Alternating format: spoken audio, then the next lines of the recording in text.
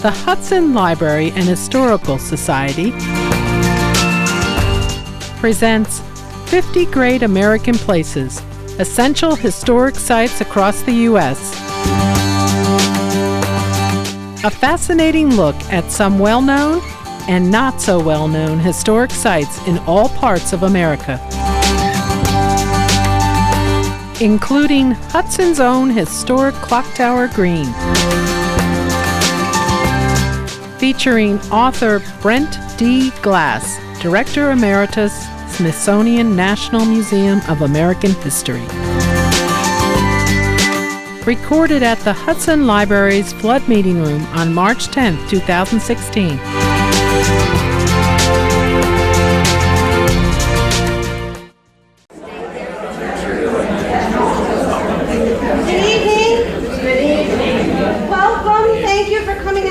A rainy night. It's a little dreary sometimes. I want to know, or I shouldn't say I want to know, I want to share with you a secret that you all already know.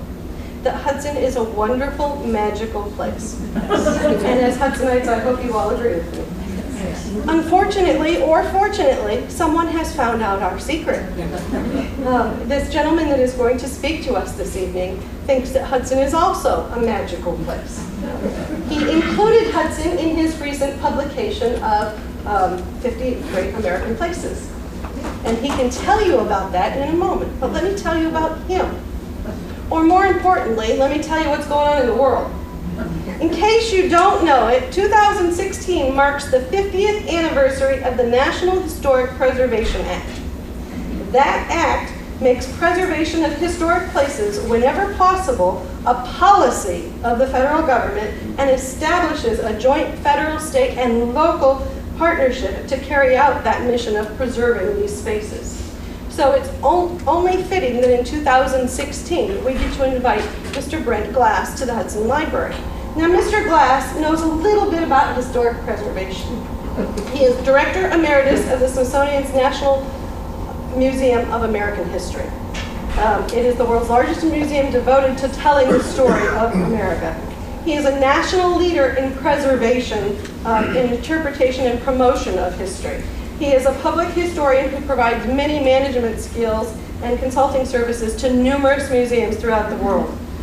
Since 2012, Mr. Glass has served as a management consultant to more than 50 cultural and educational institutions, including the Presidio Trust in San Francisco, the Abraham Lincoln Presidential Library Foundation in Illinois.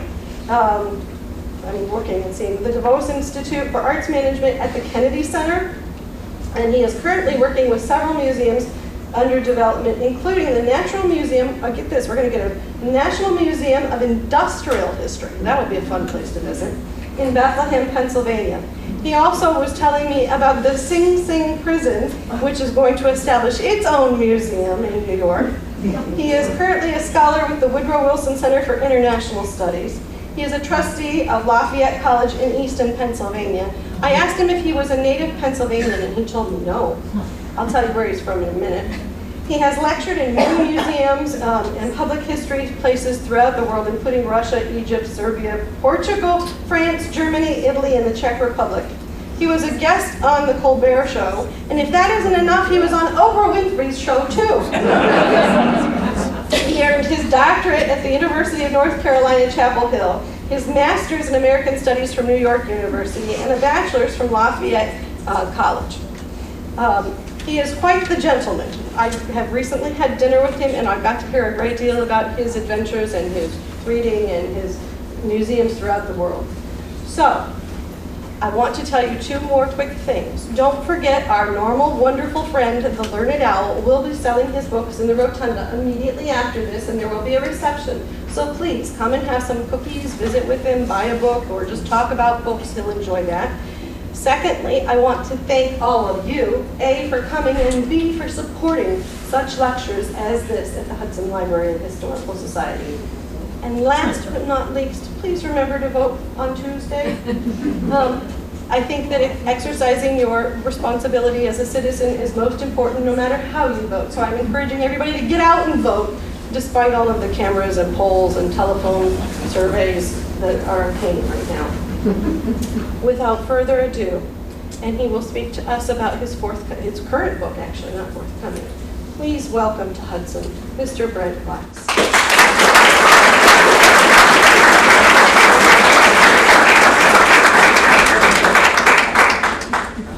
Thank you, Gwen, and good evening, everyone. I'm delighted to be here. It's great to be in Hudson. It's not my first visit to Hudson, but I do want to thank Gwen Mayer so much for her hospitality, and I have to tell you that she is the most persistent person, because this book was in the works for a couple of years, and then there was a delay in the actual publication, and she has been doggedly waiting for this book to come out and for me to be here. And the book doesn't actually go on sale until next Tuesday. So this is the first time I'm speaking to any group about the book. But Gwen was determined that I get here, and that she was not going to take no for an answer. So I want you to know she's really on the ball. I also have to say what a fantastic library this is. You just should really be proud of what a tremendous resource this is for the community. And I can tell you that I've traveled around the country and to other countries, and there's nothing that compares for a community of this size to have this kind of resource. So you should give yourselves a round of applause for supporting this great institution.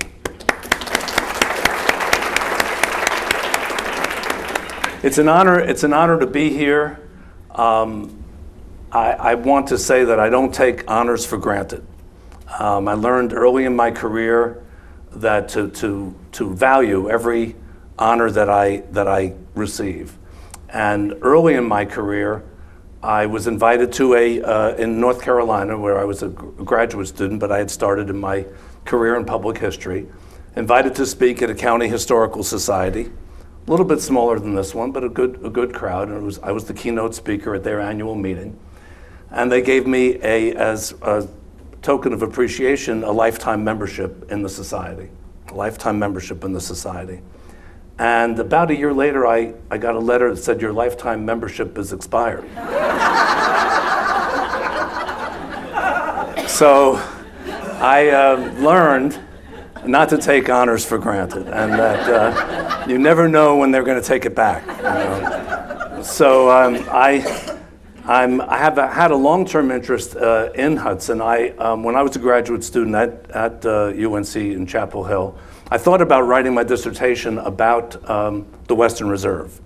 And I came here many years ago, and Hudson was a place that I visited because it reflected a number of the themes and issues that I wanted to write about town planning, the New England traditions that migrated from Connecticut to the Western Reserve and other places in the Midwest.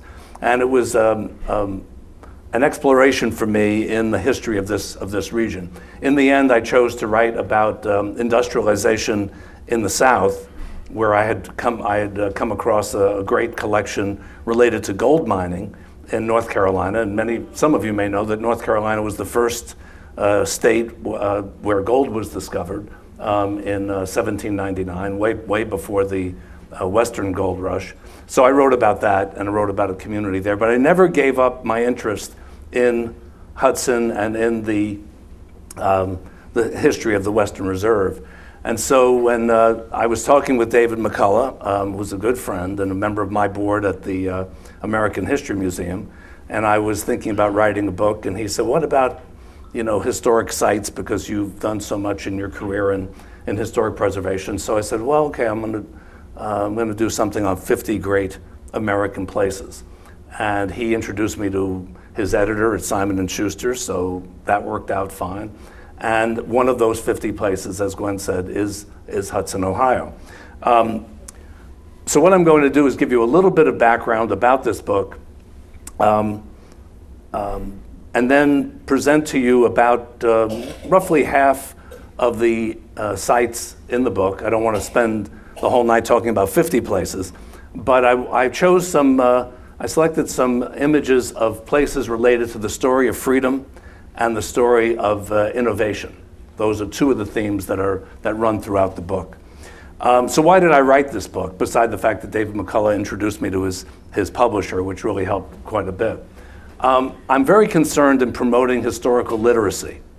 I'm very concerned that we cannot have a democracy unless we have people who know our history. Just to quote David McCullough again, and then I won't quote him anymore, you can't love somebody unless you know them, and you can't love your country unless you know its history.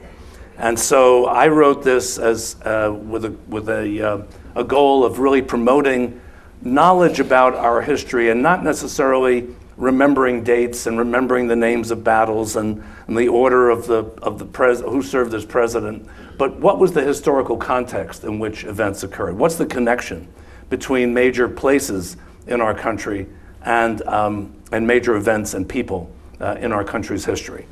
I also wrote it to promote heritage tourism, because I think the best way to understand history, beside reading about it, is to actually experience it, actually go to a place and see what it's like. What is it like to walk around Hudson and the Village Green? What is it like to walk around the battlefield at Gettysburg? So I wanted to encourage people to get out and travel with their family, with their friends, with their schools, to these significant places. And then I also wanted to recognize and encourage historic preservation. The people who came before us, who had the foresight and the vision to realize that we needed to preserve, the only way to preserve our public memory, or one of the best ways, was to preserve the visible and tangible evidence of the past. So in recognizing the pioneers of historic preservation, which I mentioned throughout the book, I also mentioned the fact that there are people today, like Gwen and her colleagues, and like many of you who volunteer here, who are critical to preserving our public memory. And I am so impressed when I go around the country and I go to our national parks, and this is the centennial, by the way, of the National Park Service, and I meet men and women, many of them young, but many of them have worked for 30 years, 35 years in our parks, who are so dedicated and so knowledgeable about the park, about the history of the place that we're preserving. So I really wanted to encourage and recognize historical literacy, heritage tourism, and historic preservation. How did I select the sites in this book? As you can imagine, whittling the list down to 50 is not easy.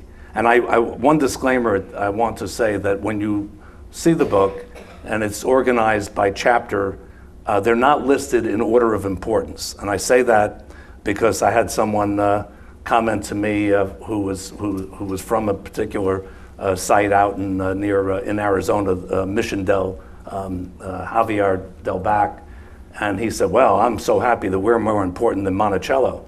And I said, no, that was just because your site is chronologically older than Monticello. So the book is organized roughly in chronological order, although a place like Hudson is significant in many different time periods. I also selected sites that represented different time periods. So there are pre-colonial sites, there are colonial places, there are early national places that represent our early national period, the Civil War period, and so forth. I also was interested in geographic diversity. So often we teach American history, even today, from east to west. But in fact, there are many places in the western part of the country whose history goes back 300 or 400 years, and I wanted to make sure that we had that we recognized the geographic reach of American history. And finally, I also wanted to make sure that these were places that were publicly accessible, that were open to the public, even if you had to pay an admission fee, that you could get into every place that I selected in the book.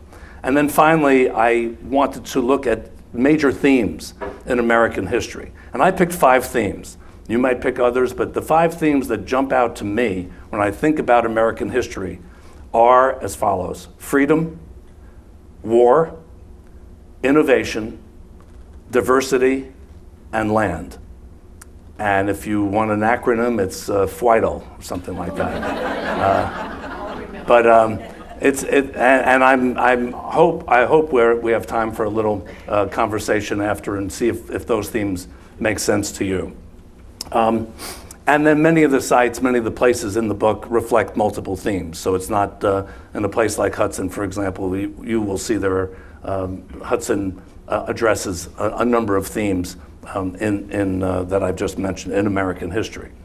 So I'm going to, let me stop for a second and just say any questions at this point. I'm going to take you on a little tour of places that tell the story of freedom and places that tell the story of innovation. I took those two themes of the five, but as you'll see, some of the sites reflect some of the other themes as well. So then I start off with the National Mall in Washington, because I think if you're talking about the story of freedom, it's important to call attention to the fact that the National Mall in Washington is the place where we celebrate and recognize the values and ideals and traditions of American democracy. Some people call it America's front porch, but people from all over the world come here, and I can assure you, having spent 10 years at the Smithsonian, we entertain and welcome people from all over the world who are fascinated with the story of America, and especially the story of American democracy. So I would encourage everyone at least once in their lives to visit Washington, D.C., and to visit the different branches of government, the memorials and monuments, and the museums that are mostly all free. So that's another example of our freedom. And I mean that sincerely. We have the freedom in this country to explore our history. And that's something that, as many of you know, is not the case in other parts in the world. The Palace of the Governors in Santa Fe, New Mexico is an example of many of the themes that I mentioned, but the one that pertains to freedom is that the the Native American revolt in 1680, which overthrew the Spanish colonial rule, is the only example of a successful colonial revolt by Native Americans against European rule in the countries, in North America. So this was an example of an early attempt to achieve freedom, and for 12 years, the Native Americans actually occupied Santa Fe and occupied northern New Mexico, and then the Spanish came back and took back their holdings. But it was quite an amazing story, and the leader of that revolt, Pope, his statue is in Statuary Hall in the U.S. Capitol. The Newcastle Courthouse in Delaware, Newcastle, Delaware, is included here. This is the place, the cupola of the courthouse it was the place where the Mason-Dixon line survey began. And the Mason-Dixon line, as you all know, was the boundary that settled the dispute between Maryland and Pennsylvania, but later it became the symbol of the freedom between the slave states and the free states of the North. So Newcastle Courthouse is another example of that freedom story. The Freedom Trail in Boston, 14 sites along a trail that goes throughout the city. This is Faneuil Hall, and some of the important episodes in the American Revolution and that led up to the American Revolution can be found on the Freedom Trail in Boston. Faneuil Hall was the place where the Boston Tea Party was actually organized and served as a meeting house and as well as a marketplace, and it is now a marketplace and has been preserved so people can enjoy it. But there are other important sites on the Freedom Trail, including the Old South Meeting House, the Old State House, a number of Paul Revere's house, critical landmarks that celebrate the story of freedom in Boston.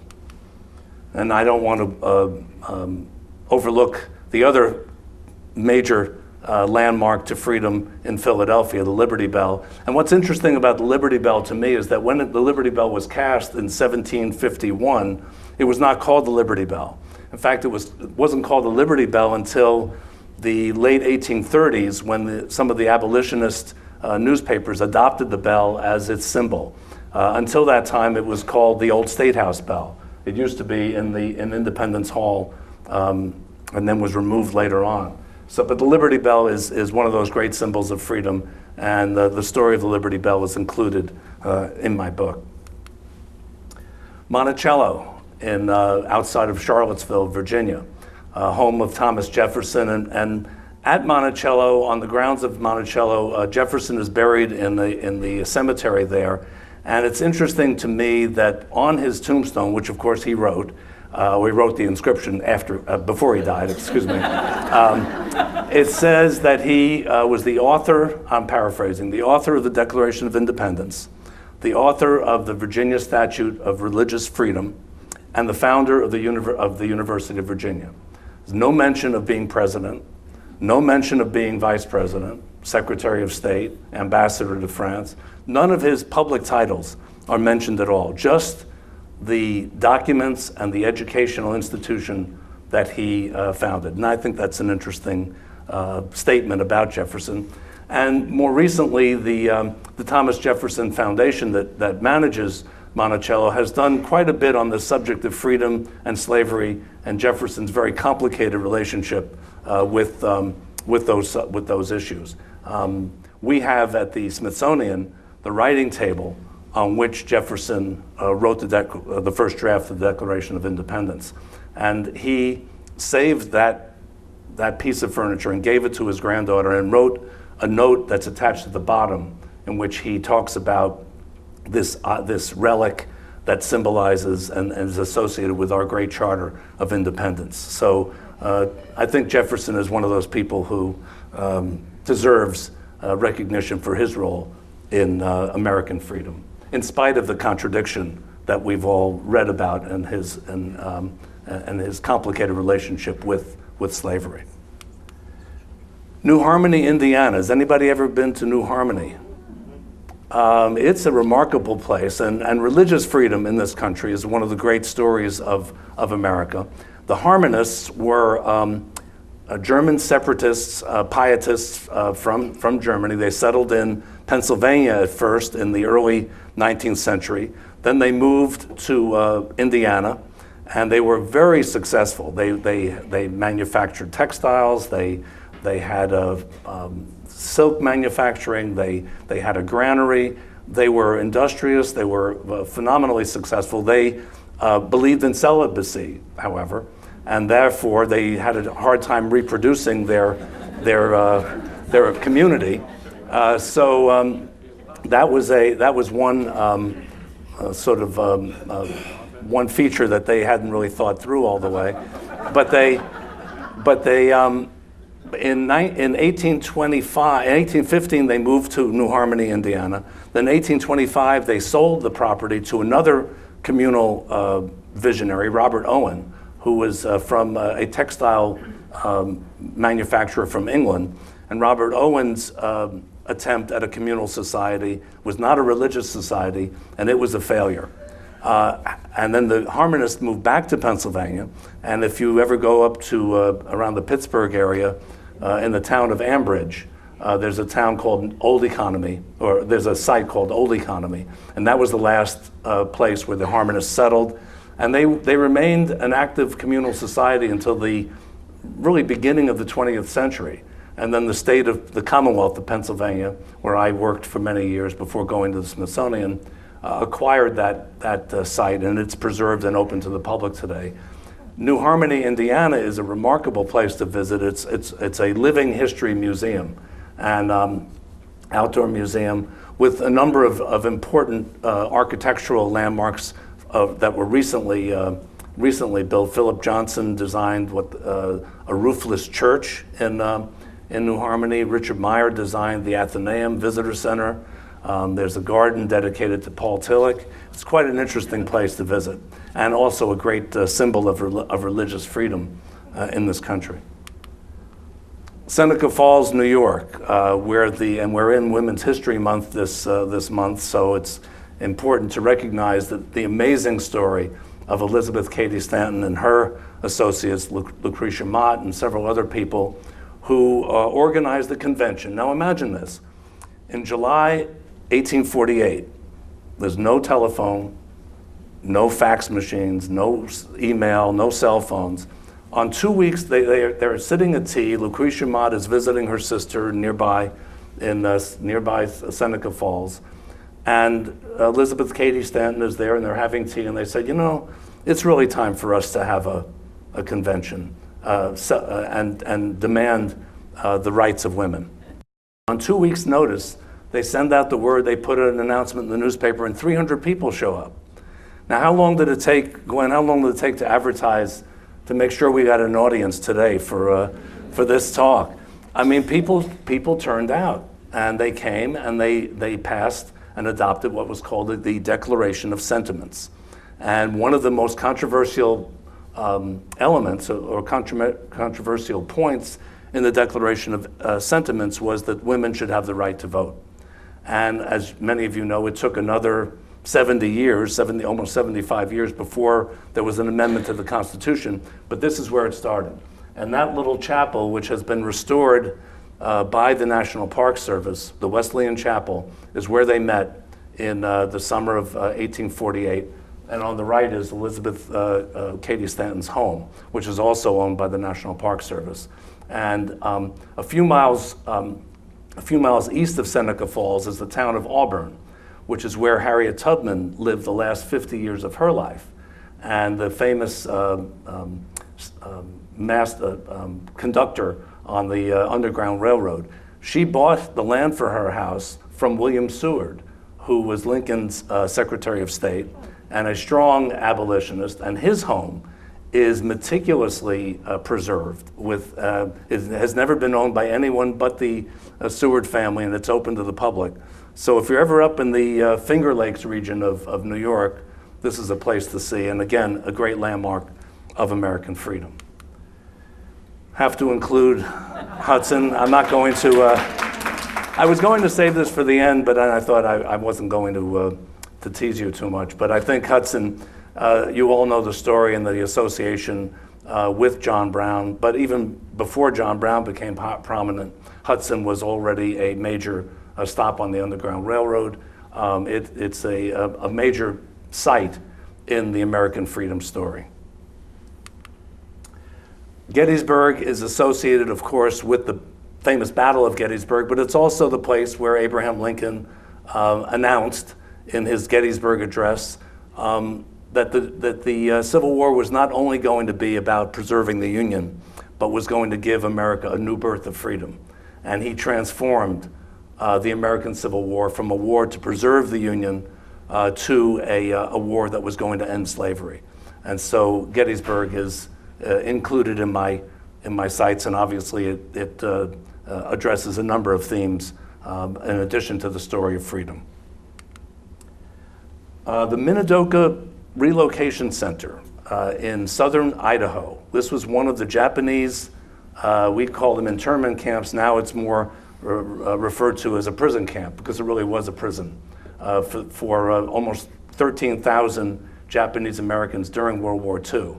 What's interesting about this particular site, and I include the honor roll that has been restored at Minidoka and is now a National Historic Site, 1,000 men and women who were imprisoned at Minidoka volunteered to serve in the U.S. Army during World War II. And 2 of them received the Medal of Honor. 70 men died in the war. And so they were fighting for this country at the same time that their friends and family were imprisoned here in the high desert of Idaho. And I have visited this site, and I can tell you it's not an easy place to get to, but it is worth visiting. And I think as time goes on, this will be a place that more and more people will discover, and is another sad chapter in American history, but also a reflection of the story of how we need to value our freedom.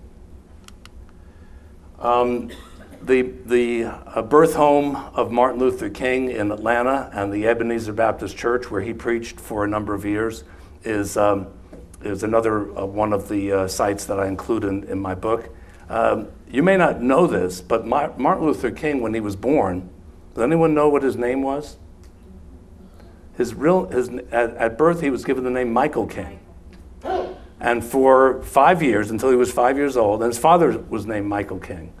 But his father took a trip with some other ministers. His father was a minister. They took a trip to Germany, and his father learned the story about Martin Luther and the protest against the Catholic Church at that time.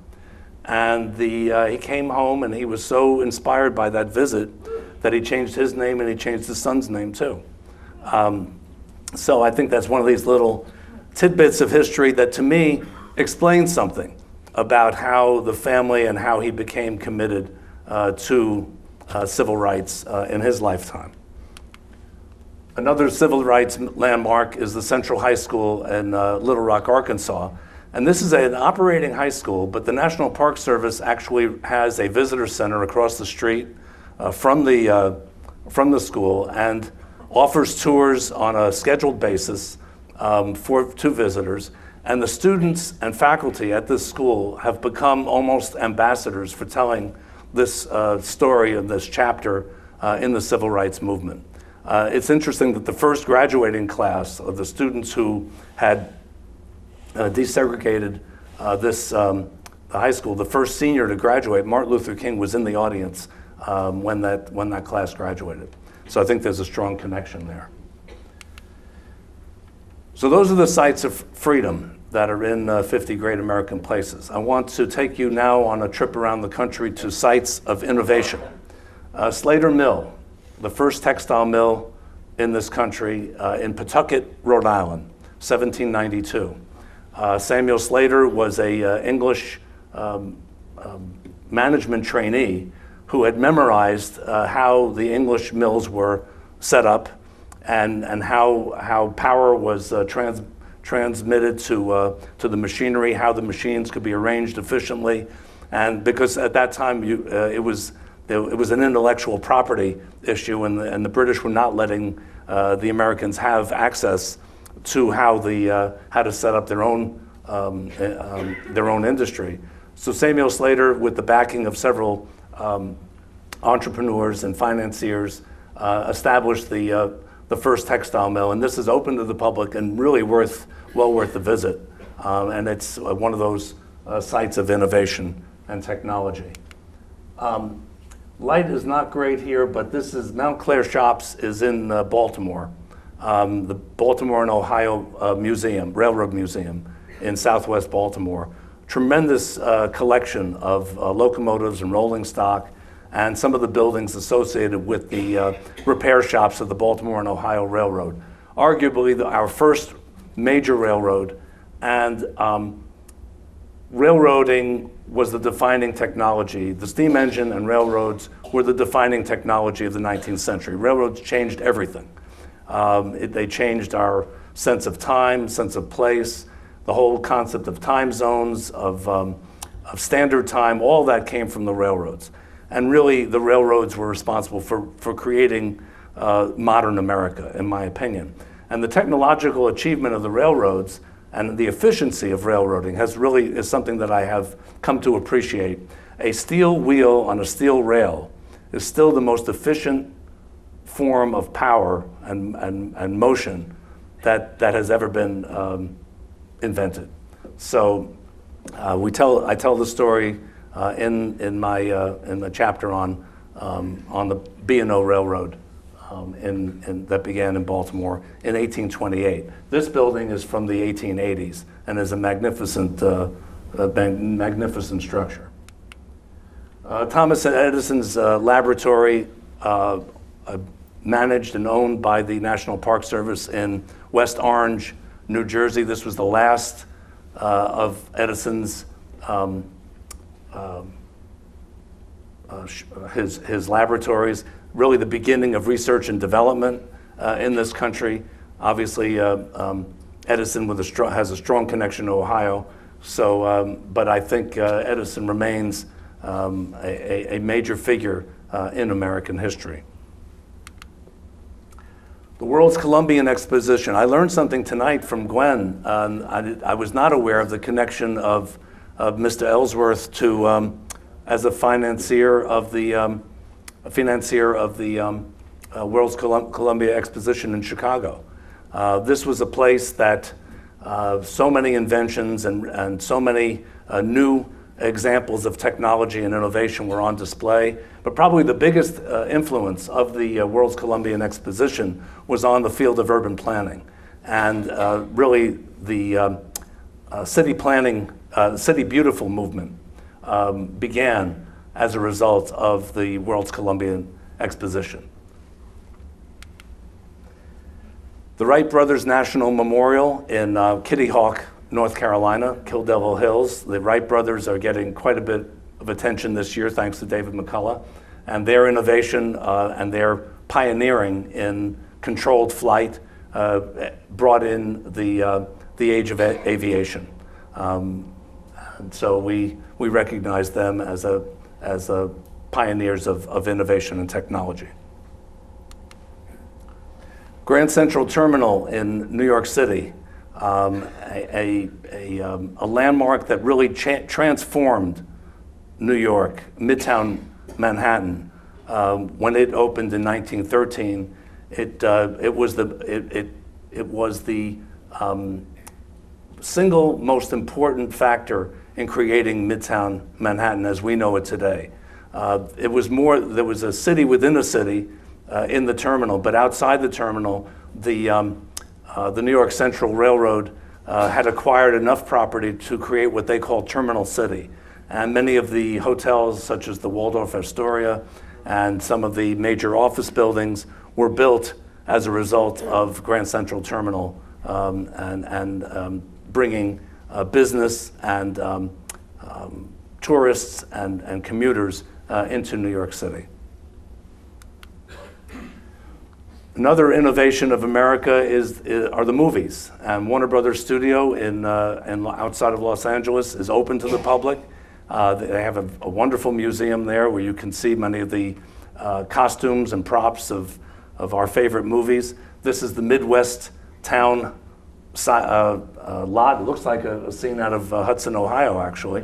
But this is where The Music Man was filmed, and The Waltons, and a number of important films. There's also a New York street scene lot. So I think we can all acknowledge that the movies are one of the great American innovations, although the movies were made and developed in other parts of the world. But the influence of Hollywood around the world is quite significant. And Warner Brothers also was the studio that produced the first talking picture. The Jazz Singer was, and they invested almost everything they had in sound technology. So it's another example of technological innovation. Oh, I think I skipped quickly. I didn't want to. River Rouge in Dearborn, Michigan. When Henry Ford built River Rouge, the River Rouge plant in the 1920s, and when it was completed in 1927, it was the most vertically integrated manufacturing facility in the world. Almost everything that they needed to make cars was either produced on site or was brought in to be contribute to the manufacturing of automobiles. It was also an inspiration for artists. It was almost as influential as the Brooklyn Bridge in terms of revolutionizing manufacturing, and as the Brooklyn Bridge was to bridge building. So there was a major retrofitting of the Rouge plant several years ago, and you can take tours of the Rouge plant. Robotics is now very evident there in terms of how automobiles are made. They used to have, I think, something like 20,000 people working at this plant, and now they're about 6,000. They're producing mostly in this plant the F-150 pickup trucks. They're cranking them out by the thousands. The River Rouge tour is operated by the Henry Ford Museum and Greenfield Village. So this is only about 3 or 4 miles from the Henry Ford Museum in Greenfield Village, and it's well worth a day trip to see these wonderful collections and exhibitions that are on display in Dearborn.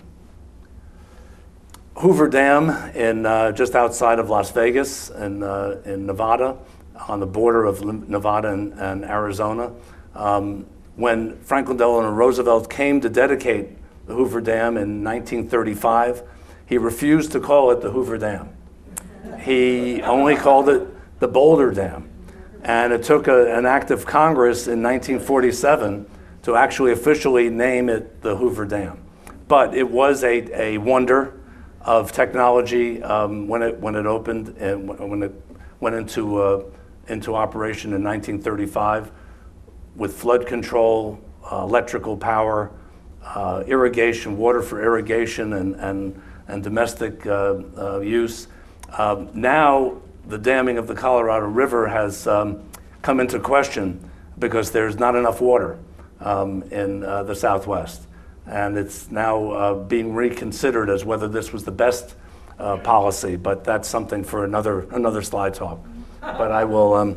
But the Hoover Dam is clearly one of the great landmarks of technology and innovation in our country, and also open for tours, and I recommend it. The Salk Institute outside of San Diego in La Jolla, California, a great biotechnology and interdisciplinary science research laboratory designed by the great architect Louis Kahn. The innovation or the scientific achievement of Jonas Salk in developing the polio vaccine. And you know, it's interesting to me how many people, when I mention Jonas Salk, especially young people, have no idea. No idea what he did, no idea the significance, no idea of the threat that polio posed to young people and to families. Had no idea of how many people were affected by polio. We did an exhibit. We have a small vial of the polio vaccine in our collection at the Smithsonian. And for the 50th anniversary of the polio vaccine in 2005, we did an exhibition about Jonas Salk and the discovery of the polio vaccine. And at first some people said, no one would want to come to that. It was a very interesting exhibit. People really were, had no idea of the history of associated with that disease. I also learned a little factoid, maybe some of you know that. The reason that FDR's image is on the dime is because of the March of Dimes. And he was one of the founders of the March of Dimes. And that was the organization that really led in raising money for research that led to the discovery of the polio vaccine. And they also contributed to building the Salk Institute in La Jolla, California. The Saturn V rocket in Huntsville, Alabama. This is one of the great achievements of American technology and innovation. This particular, there are only 3 surviving Saturn V rockets. These were the rockets that powered the astronauts to the moon landings. This particular example was used to test vibrations, so it obviously never was used. But a full-scale Saturn V rocket is on display at the U.S. Rocket and Space Center in Huntsville, Alabama. So I encourage you to visit there. Before the U.S. government took over in the 1950s and developed the Rocket Center and the Research Center at Huntsville, Huntsville was known as the watercress capital of the world. So that's quite a change. Silicon Valley near Palo Alto, California, Santa Clara County, another example of innovation and technology. This is the Computer History Museum, in which you can learn all about the Hewlett-Packard company, about the Fairchild and Intel and Apple and Google and all the electronic and high-tech companies that we know today and rely on so much on their products. That story really began in what came to be known as Silicon Valley. The Hewlett-Packard garage has been preserved, and it's not open to the public, but you can drive right up on the street in Palo Alto, and the garage is in the back of this house, and you can take pictures of it. But What really is where you should start is the Computer History Museum, which is located in what was once a technology company, Silicon Graphics, that went bankrupt. So in some ways, it's a landmark to what happens to many companies that come in and start up and don't change with the times. So Silicon Valley is another landmark of American innovation. And then I'm going to close with a shopping mall, an American innovation, and this is in outside of Minnesota. It's not the Mall of America. This is Southdale Center, and my chapter in my book is called Malls of America, because the first enclosed shopping mall in America is 1956 in a town called Edina, Edina, Minnesota, about 6 or 7 miles south of Minneapolis. And it was designed, it was commissioned by the Dayton family, and they had some of the major department stores and later founded Target. But they wanted a all-enclosed shopping mall, and they hired a architect, Victor Gruen, Gruen, and he is called the mall maker. He came up with the idea of shopping malls being more than places where you would shop. These would be community centers. These would be places where you'd have performances and you would have fountains and restaurants. And it was a different idea, and it really grew out of the suburbanization of America, which was occurring in the post-war period. So Southdale Center, although many shopping malls are now closing, as you know, Southdale Center is thriving. It's not a museum. It's a museum of commercial activity, and that is where I'm going to end my talk. And of course, I'll hold up another image of Hudson, because it's just such a beautiful town, and I think you know just how fortunate you are to live in such a place that is so historic and yet so dynamic and alive. So I'm going to close and give you a chance to ask me some questions. Maybe you want to, I've only shown you 26 out of 50, so you might want to guess what some of the others are. Or I could say read the book, and that would be a great way to do that. But thank you very much.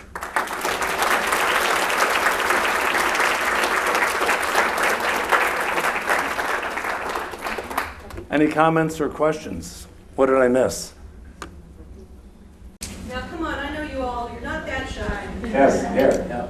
Yeah. You mentioned it was challenging to narrow the list down to 50. What was the initial list? What did you start with in considering? You know, I don't know. I don't think I could give you an exact number, but there are 50 essays in the book. There are actually more than 50 sites. For example, I included an essay about the Gateway Arch in St. Louis, but then across the river is the Cahokia Indian Mounds, which was the site of one of the largest cities in North America 1,000 years ago. But the pairing of the mound and the arch just seemed to me, you can see the Gateway Arch from the top of the Cahokia, the tallest mound at Cahokia. So those are 2 sites there. The Freedom Trail has a dozen or more sites. So if you really are counting, there are probably 70 or 75 sites in the book. But then to answer your question, there's probably twice as many sites that I considered, maybe 150 overall. And there's not one per state. Some states got left out, and so I hope that they won't boycott the book as a result. But in California, for example, I have four sites. New York had 3. Illinois has 2. So I think I'd say 150 would be a good guess. How many in Ohio? There's only one in Ohio, Hudson, Ohio. That's it. Yes, sir. Oh, did you encounter any zoos or review any? The question was, did I count any zoos? No, I didn't. I really focused on history. The only natural history site that I included was Yellowstone, because it's our first national park, and it gave me a chance to write about the really interesting history of the national park system. And so Yellowstone is a natural wonder, but it's also a historic place. But no zoos. Yes, sir. How many people attended the Gettysburg Address? How many people attended the Gettysburg Address? I don't know. The estimate, it was quite a big crowd. I think it was, I think I remember seeing an estimate of 10,000 people. And no microphones, but that it was when you see pictures of it, and I think the National Park Service has done some estimating. Don't quote me, but I think I recall. Does anybody have an answer to that? No, I don't know. Yes, sir. From start to finish, what was the time element that you spent with the book? I don't mean the actual hours, but the years, months. What was that time span? Well, how long did it take me to write the book? I didn't write it all without doing several other things, so this was not the only activity, but it took me probably about 2 years. I started in the summer of 2012, and I turned it in September 2014, and then there was editing and revisions. But that wasn't only the only thing I was doing. I was working, as Gwen said, with the Presidio in San Francisco and with several other places. So I think 2 years was, and I had been to many of these places before, but some of them I had not been to. I mean, Hudson, for example, I'd been to. I'd visited a couple of times, but there were other places. Huntsville, Alabama, for example, I had never visited the Rocket Center there, so I needed to get up and go to these places. Yes, sir. Sports are a very important part of our culture. Did you address any sports venues? There's one sport. If you were going to pick only one sports venue that reflected that was a historic site worth visiting. Wrigley, Fenway, Lambeau. Cooperstown's a good one, but I chose Allen Fieldhouse in Lawrence, Kansas, where James Naismith, the inventor of basketball, coached and was an instructor there, where the great Wilt Chamberlain played basketball, where Fogg Allen and Dean Smith coached. And I just felt, and it fit with a theme that in the essay on education. The essay includes the Kansas State University as the first land-grant college, and so I called it Fieldhouse and Schoolhouse, and so I paired those two. So that's another example of more than one site. So I chose Allen Fieldhouse. I was interviewed yesterday on ESPN Radio by a friend of mine who has Tony Kornheiser has a radio show and also a TV show. We grew up together, and he asked me that question, and he just couldn't believe I only picked one sports venue. But it's a good question. There's no site in Kentucky, and I would have chosen Churchill Downs, I think, as a really important one. Were you to Sing? What, have I been to Sing Sing? Yeah. Yes, I have. Yeah. Weren't you going to talk about that? Next time.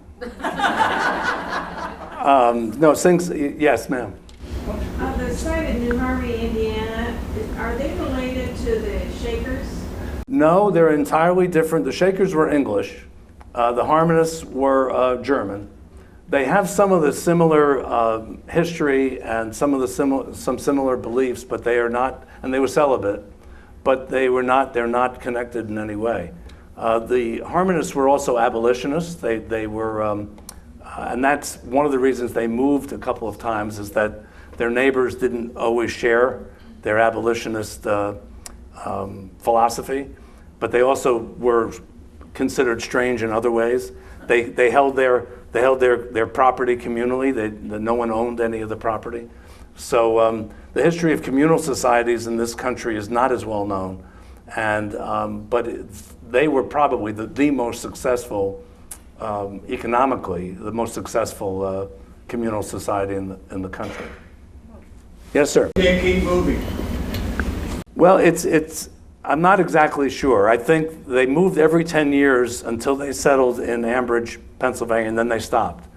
They spent 10 years in a town called Harmony in western Pennsylvania. Then they moved to New Harmony in 1815. And then 10 years later, they moved back to western Pennsylvania in a town they called Economy. But I'm not exactly sure. Well, I know that the move from Indiana, they felt they were a little too far from the markets where they were developing some of their products, and they didn't calculate how long it would take or how expensive it would be to send some of their products to market.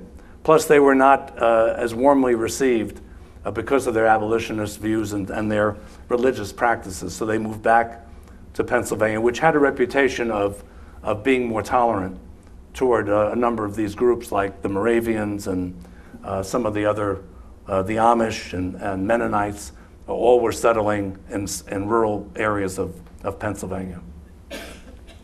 Yes, sir. Some years ago, I was a young man living in New Philadelphia, Ohio, and there was a small railroad grade there, and you could hear the trains coming up, choo, choo, choo, and then it would go choo, choo, choo, choo, choo, choo, choo, choo, which meant that their wheels began to spin and offered no resistance to the load of the engine. And so, of course, the engineer would have to stop slowly. But that was so interesting to me as a young boy. It is. Yes, ma'am. Well, what other places in Ohio did you consider for your book, or any? Well, that's a good question. I think, I mean, Put-in-Bay is an interesting site because I had worked, as I mentioned earlier, in Pennsylvania, and we reconstructed the brig Niagara, Oliver Hazard Perry's flagship in the Battle of Lake Erie, and that reconstructed ship is on display in Erie. But of course, the battle took place off of Put-in-Bay, and there's a beautiful memorial there. And so that's a site that I think is, and that allows you to talk about that whole Great Lakes history. Cincinnati has some very interesting places. What would you choose? What would be, anybody here, what did I miss in Ohio that you would say is a great, something that reflects our national story? Yes. Canals, I think, are really relevant. Yeah. Yeah, and those are accessible. There are a number of canal museums or canal sites that you can visit. Yeah. And no, I think, I'm not sure if I chose I'm not sure I chose any canal in at this point. I have to think about that. It is interesting that on July 4th, to me at least, 1827 or 1828, John Quincy Adams broke ground for the Chesapeake and Ohio Canal outside of Washington. And on that same day, the founders of the Baltimore and Ohio Railroad were laying the cornerstone of the Baltimore and Ohio Railroad. And that race to open up the West began. And at that point, and this is maybe a good way to close, and I try to make this point throughout the book, history is not inevitable. We look back and say, well, of course the railroads were going to beat the canals. They didn't know that at that time. And so much of history, we read back and we say, well, of course it was going to turn out that way. But history is based on the decisions that people make. Sometimes they're right, sometimes they're wrong. But I think we need to convey a little bit more of the dramatic quality of history and how the people who are actually living it were not certain of the outcome. And to me, that makes it really come alive and really interesting. So thank you very much for your attention.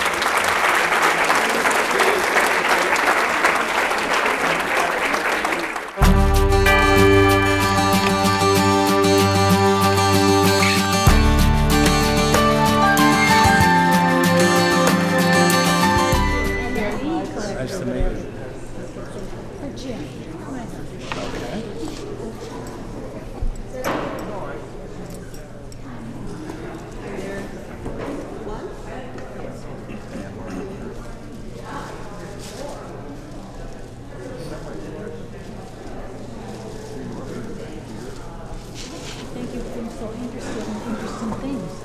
Thank you very much. We talk about that a lot, and it was very important. The level of West Indians Reserve University was one of the reasons for the seeds of the anti-slavery movement. So the intellect here was just a bit higher than most towns because of that. It's a great history. Yeah. To Bill? Bill would be great. Thank you, sir. And if I was picking another town in Ohio, I think innovation I would reflect on Dayton, Ohio. Oh, yes. You know, the Wright bike shop is where most of the innovations took place, not Right. in Kitty Hawk. I know. That's where the application took place. And that field, which I think has been where they actually did a lot of the glider testing and actually testing the airplane is in Dayton. Yes. Wow. Thank you, sir, for being here with us. We Very good to appreciate meet you. your talents and your skills. Well, it's great to be here. Have a good evening.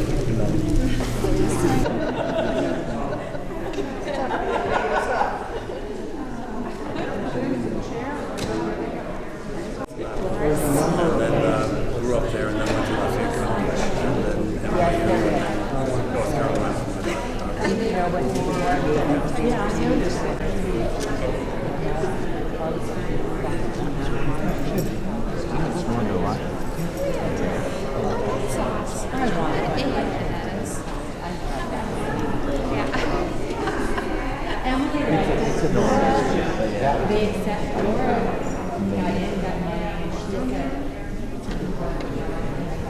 Right.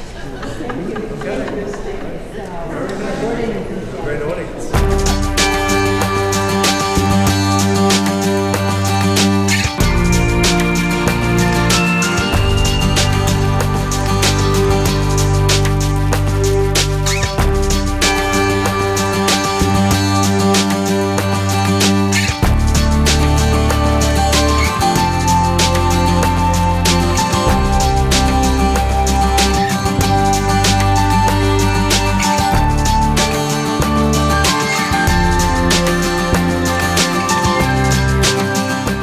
Thanks to the management and staff of the Hudson Library and Historical Society for their assistance in the production of this program and for providing the adult author series for the citizens of Hudson.